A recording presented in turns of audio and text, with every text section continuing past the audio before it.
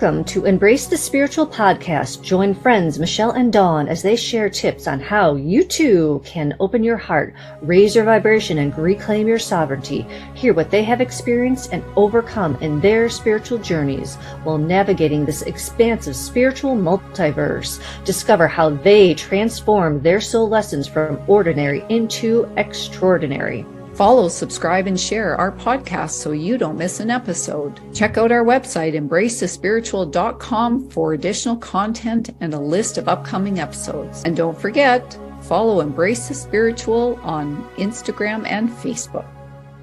In this episode, we are going to talk about higher self and ego. What is the difference? What are you really tapping into? And we want to make sure that we share with you what we feel each of them to be and how we are connecting to our higher self. How many higher selves can we have? I think that's something we're starting to find out. We might not just have one higher self. We may have fractals of higher selves that we could be connecting into. And that's the beauty of this universe, is we're always learning new things. Very true.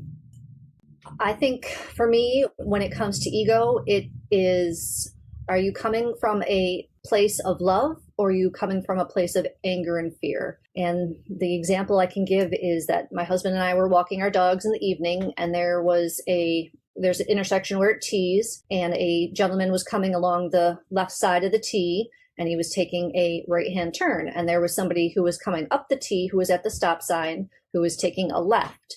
And for whatever reason, this gentleman thought that this guy should go, and he didn't feel comfortable going. And he kind of said some not so nice things to this guy out the window. And all I could think of, was that really necessary?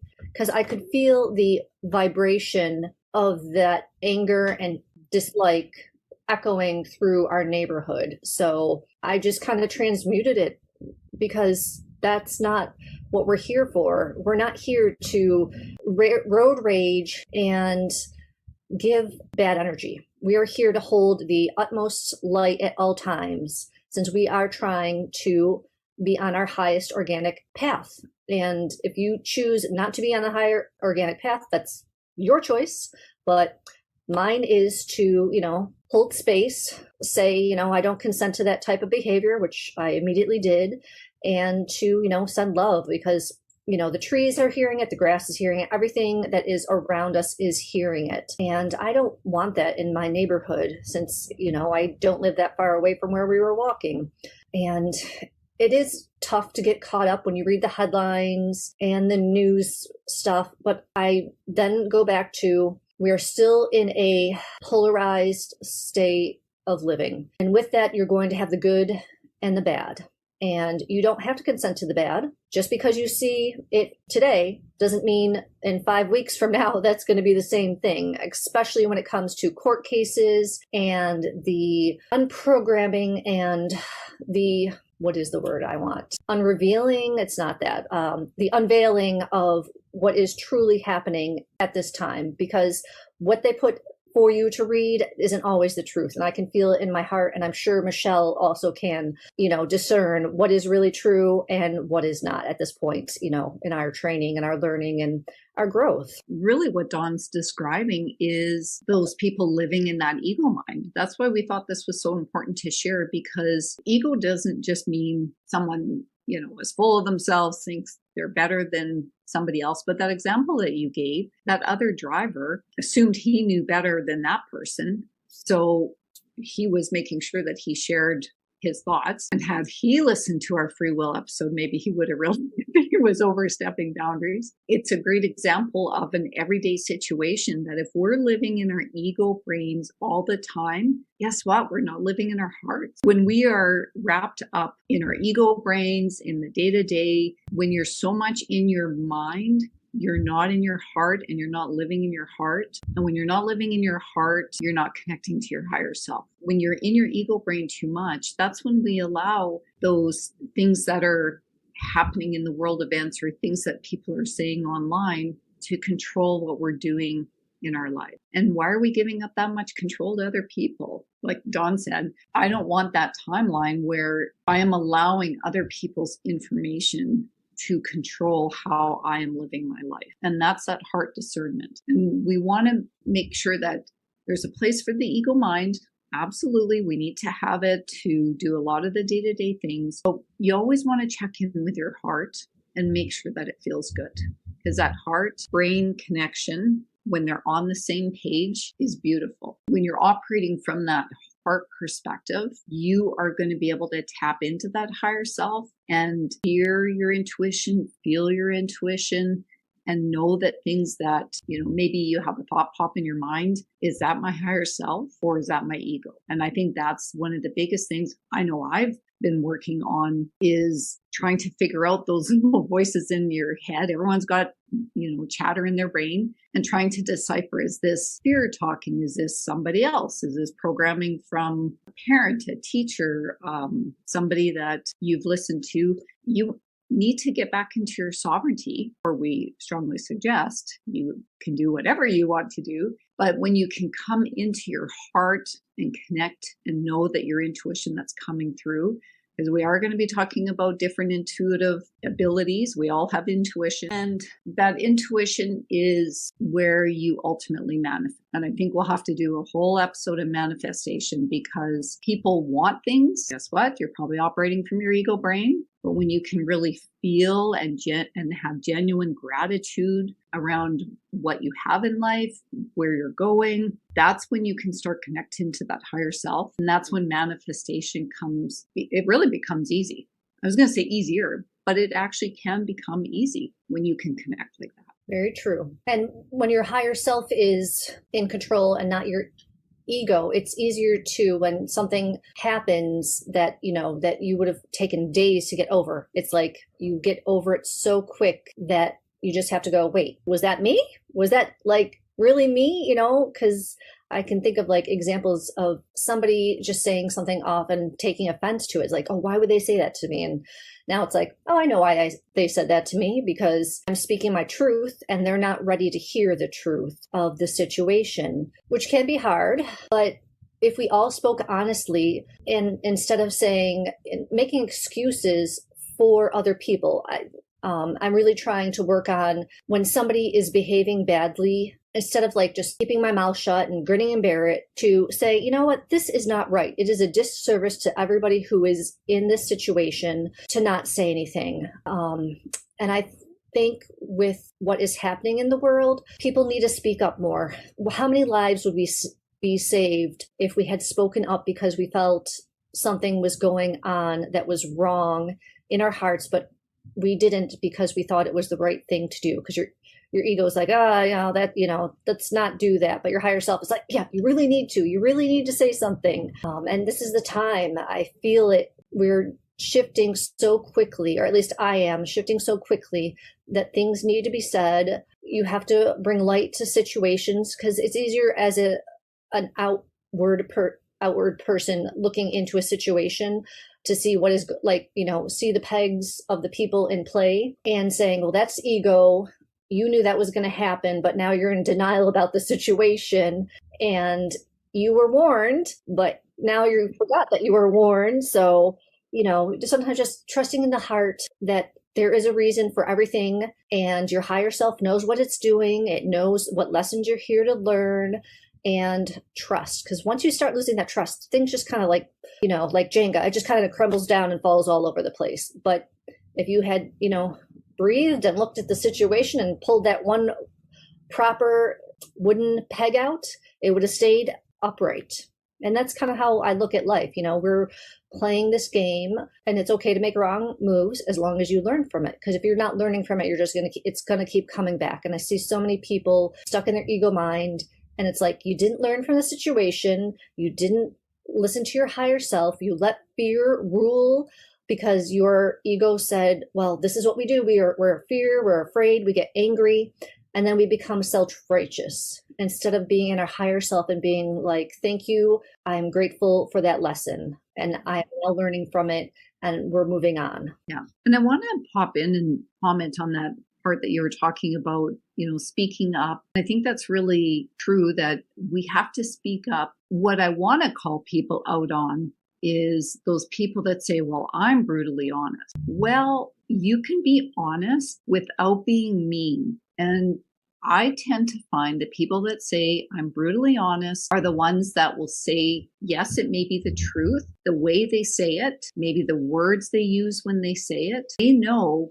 that they're giving a dig to the person. They are maybe not saying it at the right time, because there's always a time and place. That saying, there's a time and place for everything, is true. If we know saying something that's truthful to somebody isn't the right time, maybe because of something that's going on in that moment, and maybe it could be said with love and more gentleness later on, guess what? The message is going to get across later on. The fact that you were brutally honest in the moment, you knew that you were going to get a rise of the person.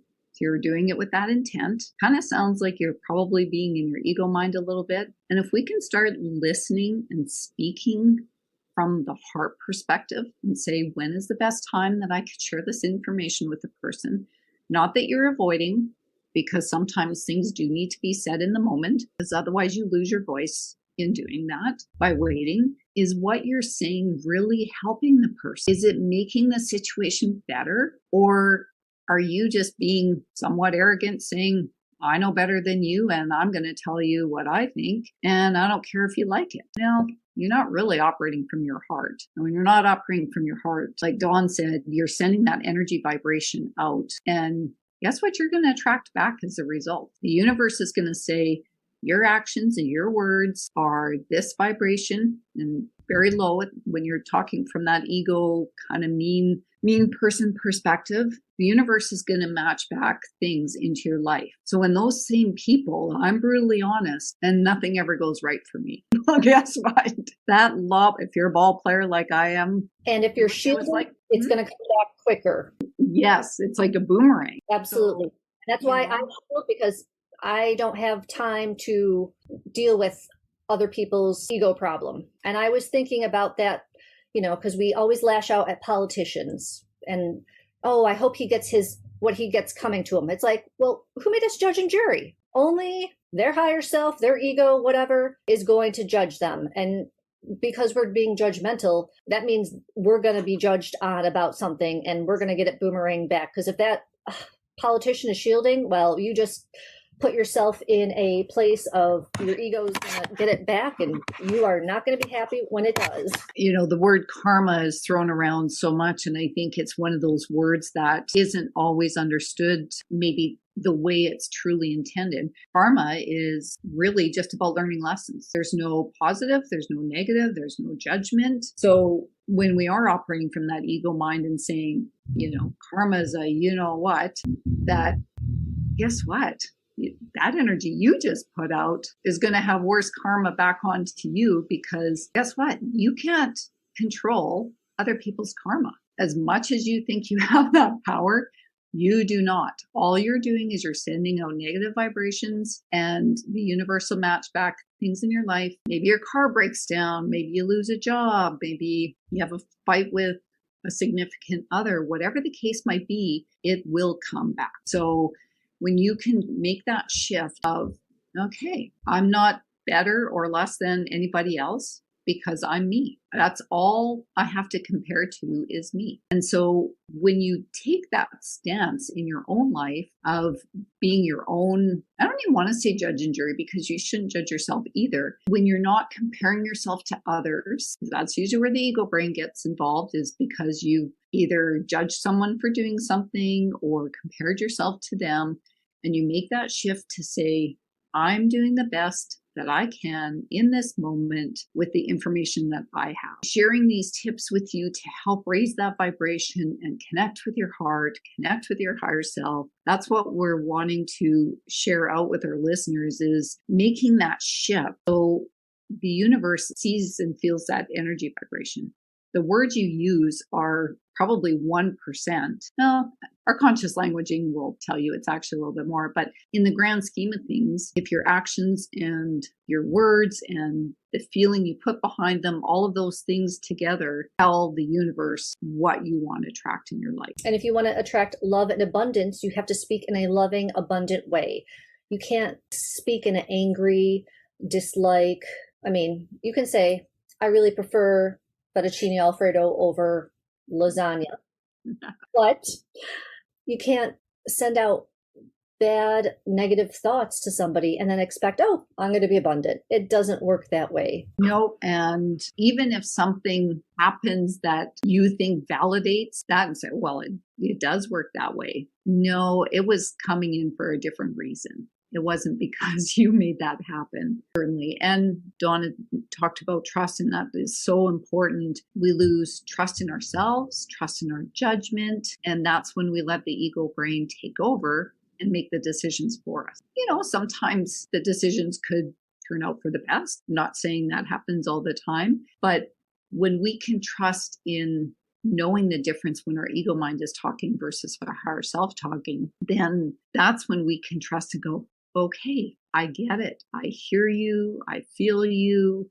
I see what you're trying to show me. Maybe it's signs. And we've talked about this in pretty much every episode that we've had so far, that when you recognize those signs, and that is the validation. As soon as you acknowledge it, be grateful for it, because that is coming from a heart center. Don't just say, oh, thanks, and be kind of dismissive, because guess what? Your guides, your, angels, whoever are going to go, well, are they going to want to give you more? Because were you really grateful for whatever magic they just created in your life? Well, no. And it's not about having, I know Donna and I have talked in the past about, people who have gratitude affirmations. And I want to bring that in a little bit, because I think it can speak to the difference between ego and higher self from the perspective of when we do these affirmation statements, and there is great power in them, I'm not saying they're right or wrong. What intention are you putting behind those affirmation statements? If you don't feel it in your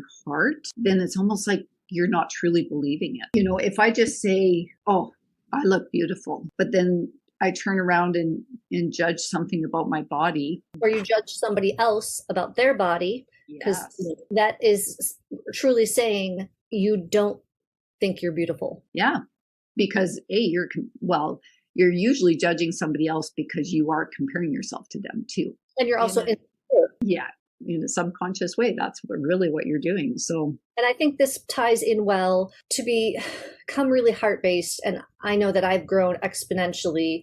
Having having an aura really helps you, but you have to want to work on you. I've done tons of therapy, not mental therapy, healing therapies that they kind of work, but they really didn't work because I wasn't taking my power back and helping myself heal. And these modalities helps you step into your higher self so you can take care of yourself to the highest possibility of what you need, because you know what you need internally. I'm gonna admit, I don't go to the doctor because I always have intuitively been able to figure it out. It is a blessing that I can do that for myself and my family and do the energy work, talk to my higher self, talk to my animals' higher selves, talk to my children's higher selves to figure it out. Because a doctor is just, well, we're just going to run some tests. They don't know. This is what your body is telling them. But is it because of an emotional, an auric imbalance, or something else? They're looking at the physical only, what your blood tests read, not the other things. And we are all these other things. By denying that we are not these things means that we can never fully heal ourselves to our highest potential. I'm glad you brought that up, because, we're not just talking fluffy concepts about higher self and ego brain. It gets so much more profound when you are connected in that way, because our bodies are actually meant to self-heal. They are. And when we go to the doctor, okay, well, if you have broken bone and you feel you need to go, then, we're not judging that. Everyone needs to do what they need to do. But when you start shifting that power, and maybe you get attuned to Reiki level 1. Reiki level 1 is a self-healing technique. It's a great way to bring energy into your body. I'm a Reiki master teacher, and I love when people can get connected to that energy, intuitively feel in their body what's going on. Your ego brain just says, my arm hurts. That's about the extent of their involvement and participation in making your arm hurt so that you're aware of it. If you really feel into it, all of our body parts from a spiritual perspective talk about, our shoulders are sore. Well, you're shouldering too much burden. There's lots of different websites that kind of describe that, but the self-healing and trusting what you're feeling is key. That's what we want to help people shift into, is check in with your heart, not your brain, not what your brain thinks you should do or what the answer is, and just feel into it. Maybe you can feel the answers. Maybe you hear the answers. Maybe you can see on your body. Maybe some area looks darker. You can actually see the energy in your body at a different location. So just keep coming it back to your heart. Does this feel right? Does this help me? Because I think often we don't check in to see if it's really good for us. We think we should do it. We've been told we should do it, but really, does it feel good for us to do it? A lot of times you might go, yeah, maybe it doesn't feel so good. Maybe I need to look into doing something different for it. I've been making changes because my higher self told me to, and I've been muscle testing my things that I usually take in the morning, and it's been like, nope, you don't need to take this because it's in this. And even just simple as muscle testing, holding the whatever you want to take, is this good for me?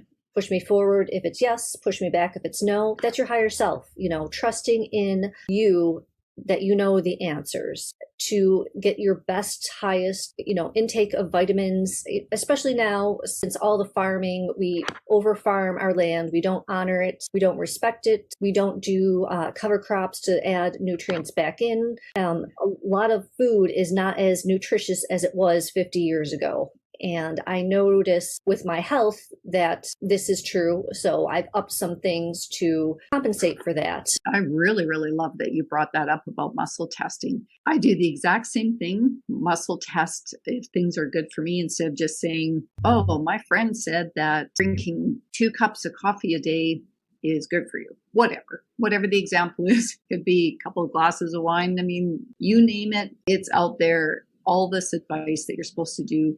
And how in the world do we figure out what's right for us? Because doing the muscle testing, as Dawn said, is how we find out what's right for us, because we're connected with ourselves. Everybody's body is unique. Let me say that again. Everybody's body is unique. Eggs for one person could make another person deathly ill. There's tons of examples like that where even eating vegan versus vegetarian, all this information out there. You can eat vegan and have 2 completely different sets of menu plans, so to speak, because foods for one person don't work for another person. Agreed. Tomatoes has always been one thing for me where I just can't eat tomatoes. It gives me canker sores. So why do I even bother? My body is telling me this is not good for you. Stop taking it. We're going to respond by giving you inflammation in the body, canker sores, cold sores, whatever happens with you. I was always like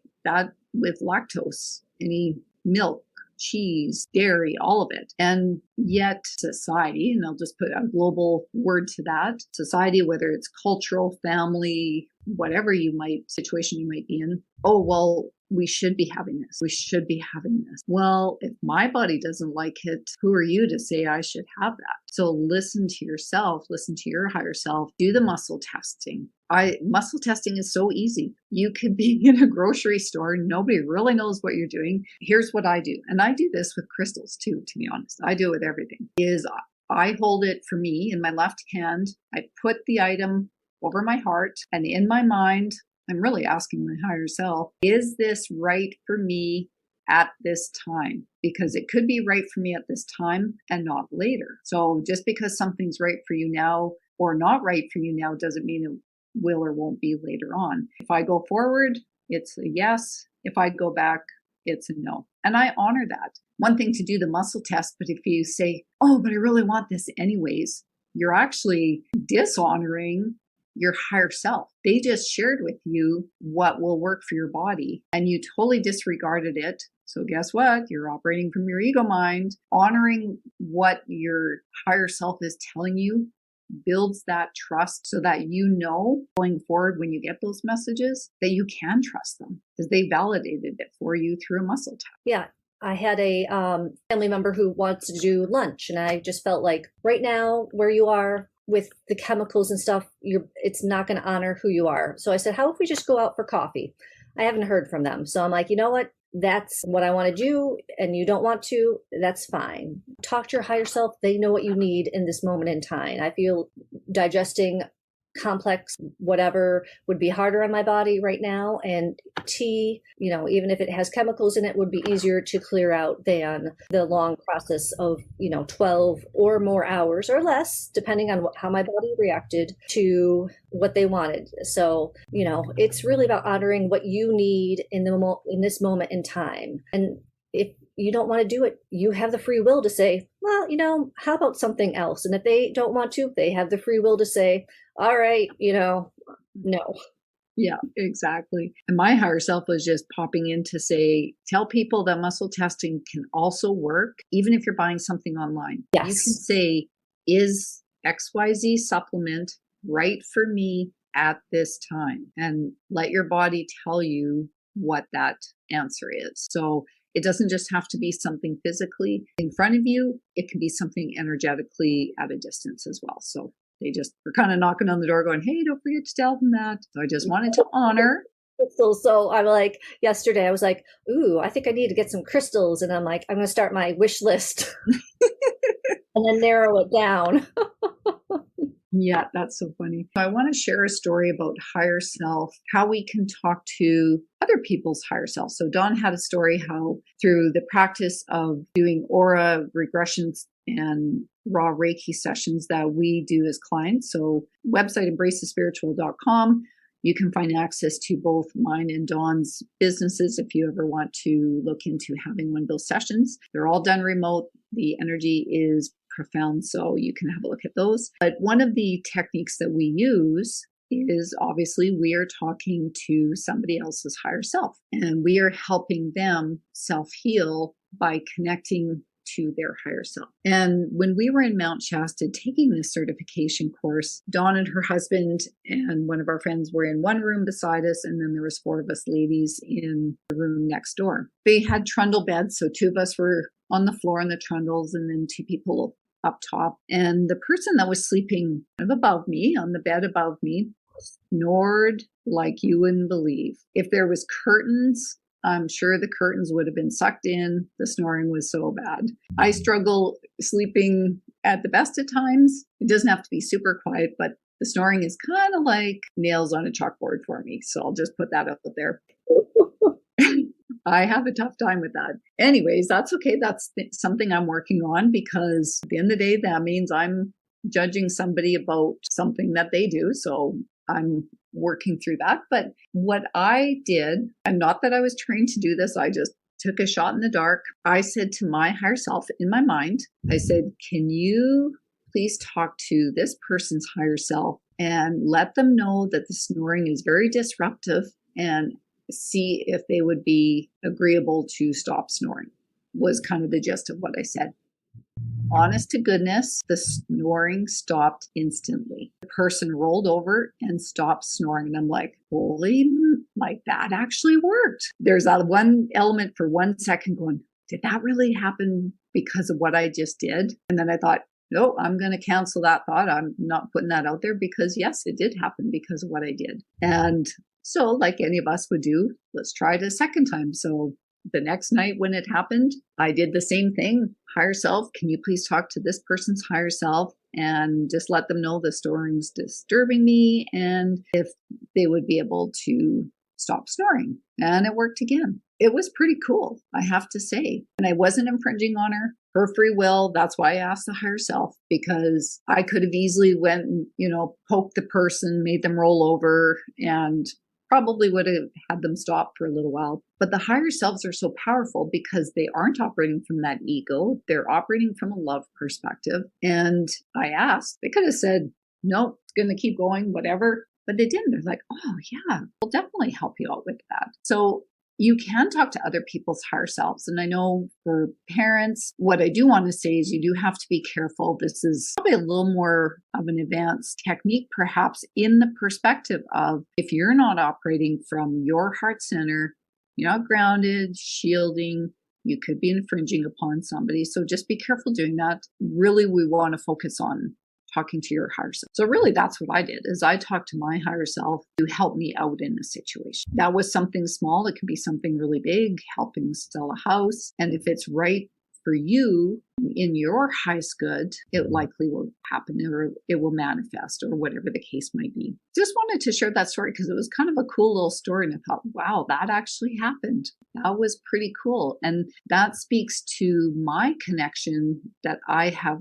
practiced and worked on and trusted, to know that I had that strong connection. I have operated from my heart. I want to say respectful, because it really is respecting the messages that you're getting and honoring them. They're there to help. They're there to help guide you. We're just in this 3D body living on earth. Our higher self is an aspect of our soul. You want to try to figure out, I know people are probably wondering, like, really, what is the higher self?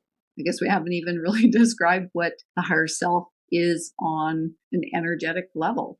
We all have a soul. Our soul signs up for lessons in each lifetime, and an aspect to that soul is your higher self in each of your lifetimes. I think that's probably the simplest way to describe it. Do you have anything to add, Dawn, on how to describe the energetic version of your higher self? It's infinite because you're here. Your higher self is like, imagine the sun, the easiest way, and how it radiates 360 degrees. I picture my higher self like that, and she's just like affecting all these planets 360, because I look at things more in a community mind than a one person mind. And I know that what I do here is reverberating throughout the universes, but I'm also coming from a different place. I guess you could say a different time almost. Yep. So if I behave badly, I can feel the consequences and the regret that I have of the choice that I made in that moment. So I try to be on the highest path at all times, because my choices are affecting universes far away. People around the world. I mean, if we're thinking about it on a global, sending love out to somebody that you pass, or a smile, it reverberates, because we are all technically connected, just like the trees are connected. And when you touch them, you are touching all the trees throughout the world. And if you're touching all the trees throughout the world, what are you touching energetically throughout the universes? So I come from a more community-based mindset, but that's because of where I've been, what I've done, and I can see things beyond the veil. I love that. It's so true that if we can think of ourselves really as those energy beings, our actions have energy, our thoughts have energy, what we feel has energy, really operating and working with your higher self is that living in the moment. It's having gratitude, which puts out a positive energy vibration. Scientists have confirmed that thought waves, they can measure the energy. So yes, your thoughts matter. What are you thinking in your mind? That's your ego brain usually. So this is where you want to work on, meditating to help connect to your higher self, because when you can be still, I know years ago, meditating for me was unheard of. My mind chatter, and I know many people can relate to this, the mind chatter gets in the way. Well, meditation doesn't mean you have to sit there for 4 hours in silence. The thought, when you sit in a meditation, here's what I like to do. The thought comes up, you acknowledge it, and you let it go. Thank you for bringing that to my awareness, and I'm going to let that go. That's all it is. You may have to do it 500 times in 10 minutes. That's okay. No judgment. It's practice. You're practicing releasing the mind chatter. Write it down if you have to, just to get it out of your mind. Maybe that works for you before meditation. Maybe just do a brain dump. Everything that's on your mind, write on a paper. It doesn't have to be organized, doesn't have to be pretty. Just data dump and then sit still. Thought comes up. Thank you for bringing that to my awareness. I'm releasing that. And over and over. Another good way to meditate is guided meditations. I know a lot of people judge the type of meditation that you do, but don't accept that. That's inverted thinking. Any meditation that helps you get to that theta brainwave, that relaxation brainwave, is where you connect to your higher self. It's not some magical formula that you have to be this guru and meditate 5 times a day. That's not what we're saying. Oh, come Meditation, on, I really wanted to do that. I know. I don't think I could sit still that long. Right. The guided meditations are great because that occupies your ego brain while you're listening to the meditation, because it has something to listen to. But really what the meditation is doing is it's bringing you into that relaxed state of being so that you can connect to that higher self. So it could be going out for a walk, sometimes driving. I'm not saying don't meditate while you're driving, but it's the same thought of when you're going for a drive and, no, I don't remember driving that last 5 minutes. You were kind of in that meditative state. So be careful. Obviously, we want you to be safe. Right. I wouldn't do a meditation per se, but you do go into a meditative state when you are driving. So, Yes. disclaimer there. Thanks for that clarification. Yeah, do not meditate while you're driving. Disclaimer. Meditation tapes don't. I mean, I know that my husband is a wonderful sleeper and he will fall asleep driving. So when we drive together long distances, I will, well, not that I can fall asleep in the car easily, but I am, I'll keep an eye out on him and, is he falling asleep? What's going on? Is he getting in that meditative? Because he will drop, but he's almost, when he goes into aura hypnosis, he's almost a somnambulist. Yes. Yeah, I know that's a tough word. So where he almost is so deep that he doesn't remember what is happening. And I would like for him to remember that he is driving when he is supposed to be driving. Yes. Yeah. Honey. I love you. Is it my time to take over now? Yes. You're nodding. Yeah. I like that you said it's that meditative state, because it's the same state when you're falling asleep and you're just in and almost not quite asleep. And it happens so once you start tapping into that energy, it just becomes easier and easier.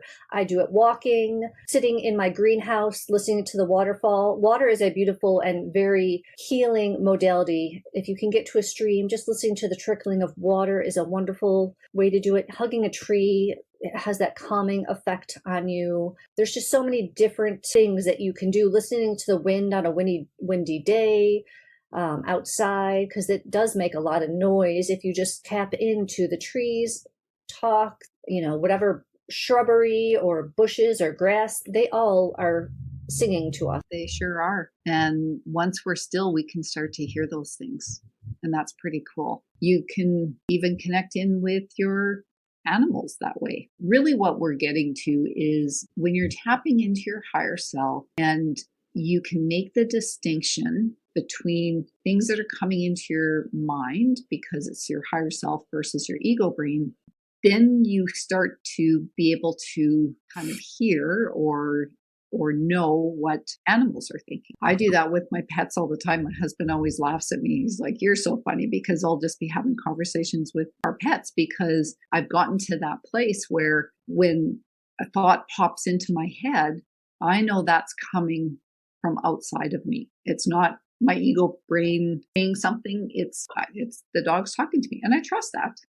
And I have little mini conversations with them. And I talk to the birds outside, the ones that like to be 5 a.m. singers. I am not a morning person, so I don't quite honor the songbird 5 a.m. wake up call. Last year, in my mind, I just put it out there and said, you have beautiful singing. I'm not quite ready to hear it at 5 a.m. If you could please find someone else to sing to, I'm good if you come back about 9 a.m. Guess what happened? Didn't hear the bird till 9 a.m. It went somewhere else. I think my friend down the road said, thanks a lot. The bird came and was singing at my place. I said, well, wasn't singing at my place anymore. So you could talk to them and ask them to relocate as well. One thing I wanted to add was I want to make sure that our listeners are patient with themselves. For some people, this may be something that is quick and easy for them to connect to their higher selves, but it might not be an overnight thing for some people. So be gentle with yourself, be kind, be loving. Connecting to your higher self takes time. You can certainly use oracle cards if you want. I know that I, in the past, had used oracle cards that helped me connect to my intuition. I would pull a card and whatever the card had said, I thought, oh yeah, that feels right. And that helped me build that connection with my higher self and maybe what I was already feeling, because the card said the same thing that I was already thinking. So that was just a way for me to validate that at that moment. I know that I had gone to maybe get a reading from somebody. However you start making that connection, just be gentle with yourself. Honor what information you're getting. Don't judge. Don't put a timeline and an expectation on how quickly this should happen, because it takes time. It takes time to calm down. I certainly know that my brain was all over the place. So I had that challenge to overcome as well and to work through before I could even connect. So I happened to find courses that taught how to meditate. So maybe that's what might work for you.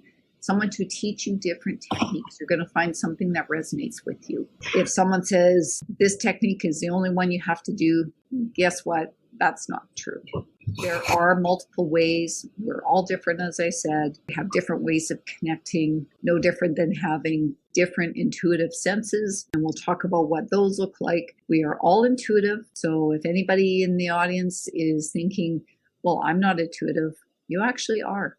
Everyone is born, so to speak, with this ability. We just have to learn how to tap into it. And it's practice. Some people, it does come quicker. Some people are tapped into it at a very young age, and some don't tap into it till adulthood. But recognize there's many signs when you're connecting to your higher self. And that's how the intuitive clairs come into it.